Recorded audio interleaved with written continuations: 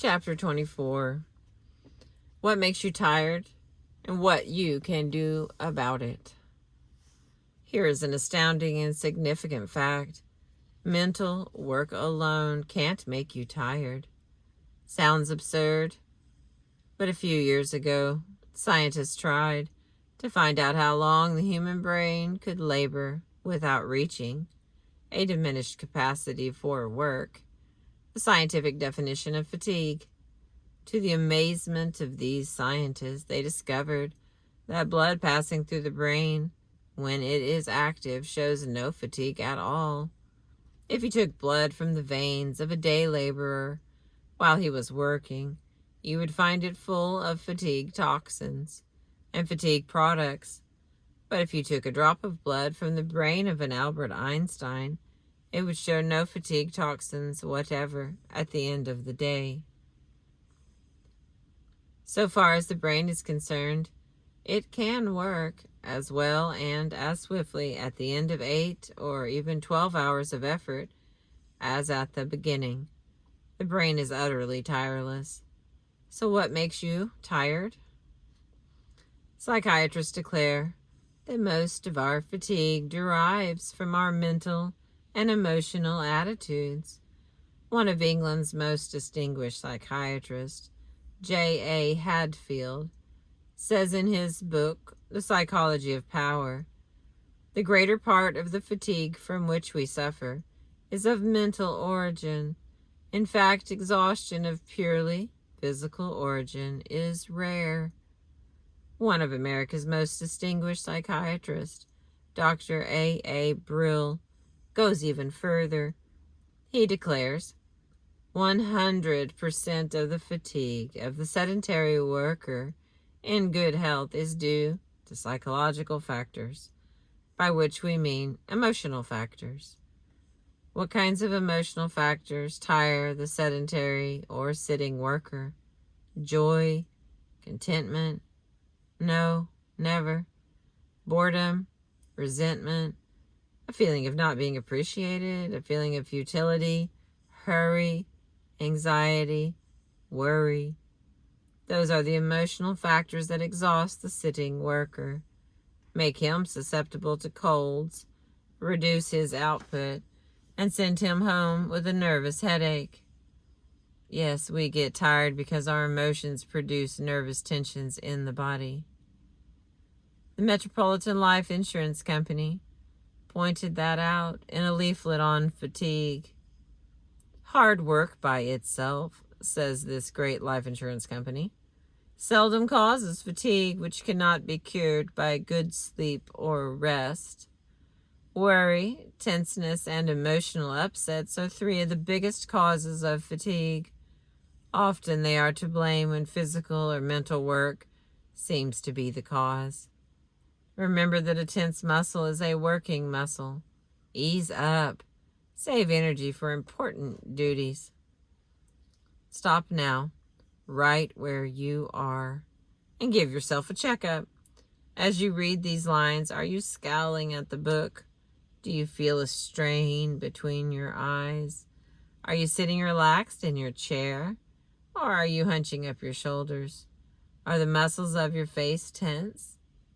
Unless your entire body is as limp and relaxed as an old rag doll, you are at this very moment producing nervous tensions and muscular tensions. You are producing nervous tensions and nervous fatigue. Why do we produce these unnecessary tensions in doing mental work?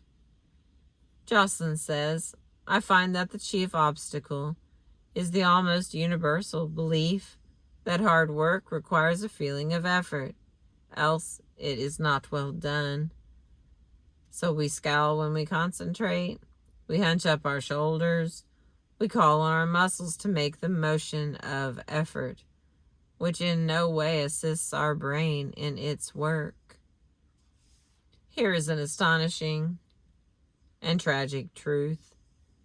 Millions of people who wouldn't dream of wasting dollars go right on wasting and squandering their energy with the recklessness of 7 drunken sailors in Singapore. What is the answer to this nervous fatigue? Relax, relax, relax. Learn to relax while you are doing your work. Easy? No. You will probably have to reverse the habits of a lifetime, but it is worth the effort, for it may revolutionize your life. William James said in his essay, The Gospel of Relaxation, the American overtension and jerkiness and breathlessness and intensity and agony of expression are bad habits, nothing more or less. Tension is a habit. Relaxing is a habit. And bad habits can be broken. Good habits formed. How do you relax? Do you start with your mind, or do you start with your nerves? You don't start with either. You always begin to relax with your muscles. That's funny. Let's give it a try. To show how it is done, suppose we start with your eyes. Read this paragraph through, and when you've reached the end, lean back, close your eyes, and say to your eyes silently, let go, let go, stop straining, stop frowning, let go, let go. Repeat that over and over very slowly for a minute. All right, read this paragraph. Okay, so didn't you notice that after a few seconds the muscles of the eyes begin to obey? Didn't you feel as though some hand had wiped away the tension? Well, incredible as it seems, you have sampled in that 1 minute the whole key and secret to the art of relaxing. You can do the same thing with the jaw, with the muscles of the face, with the neck, with the shoulders, the whole of the body. But the most important organ of all is the eye. Dr. Edmund Jacobson of the University of Chicago has gone so far as to say that if you can completely relax the muscles of the eyes, you can forget all of your troubles. The reason the eyes are so important in relieving nervous tension. Whew, it's getting hot.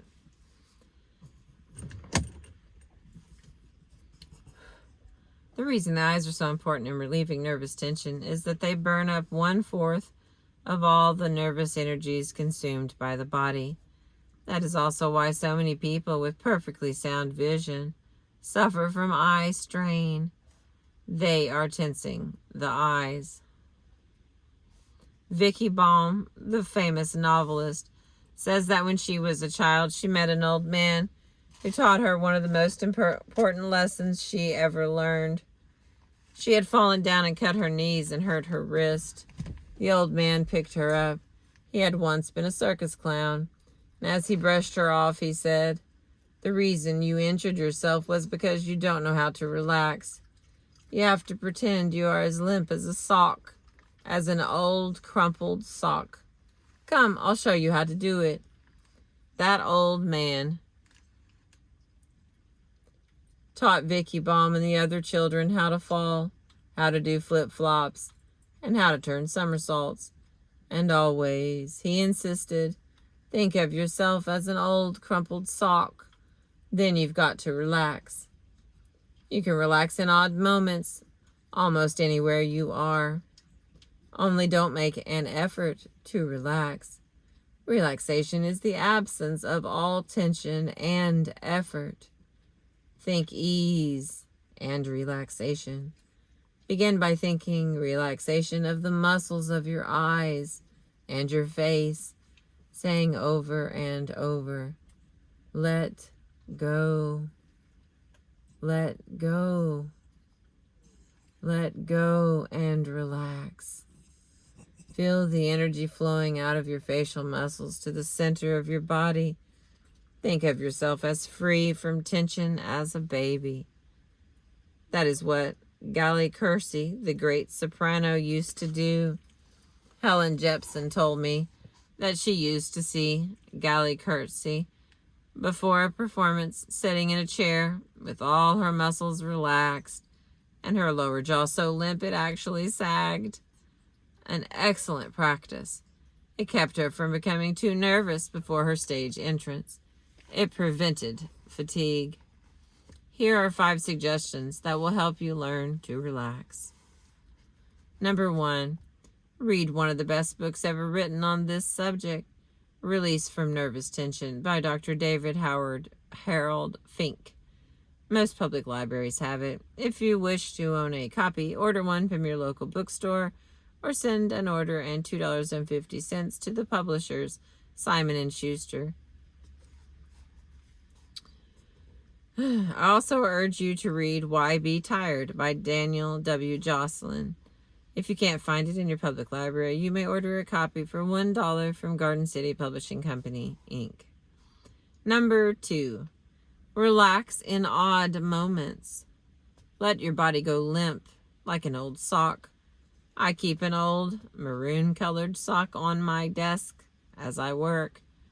I keep it there as a reminder of how limp I ought to be.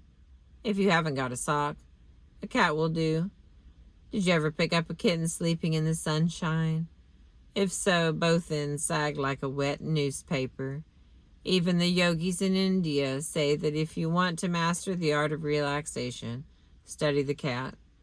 I never saw a tired cat, a cat with a nervous breakdown, or a cat suffering from insomnia, worry, or stomach ulcers.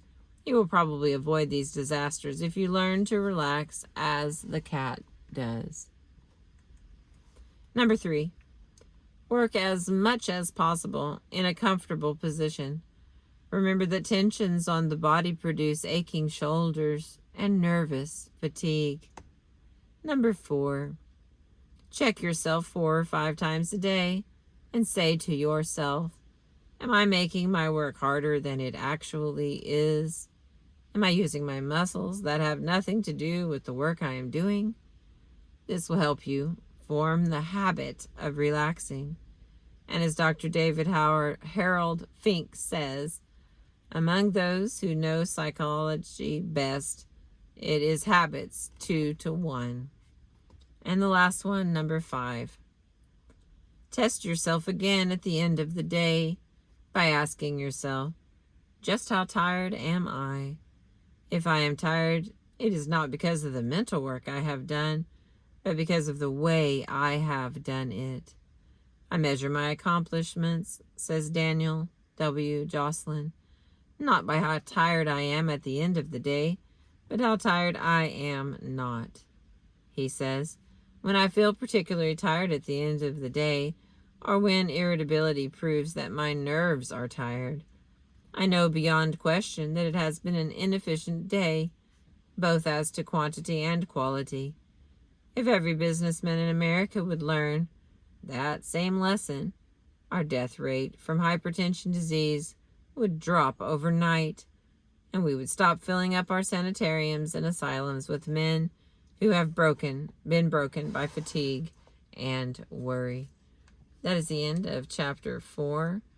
It's part 7, 6 Ways to Prevent Fatigue and Worry, from the book by Dale Carnegie, How to Stop Worrying and Start Living.